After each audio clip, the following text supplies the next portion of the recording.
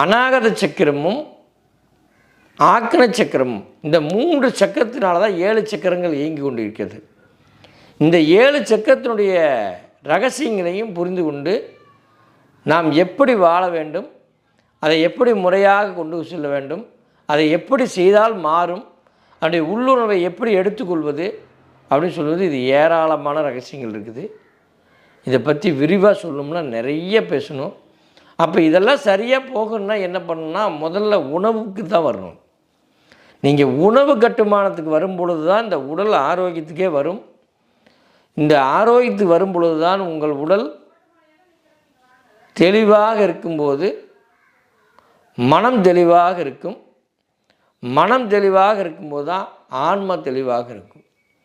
இது எல்லாம் தெளிவாகும் பொழுது நீங்கள் பண்ணும் பயிற்சியில் இந்த 7 சக்கரா ஓப்பன் ஆகும்போது உங்களுக்கு மிகப்பெரிய ஒரு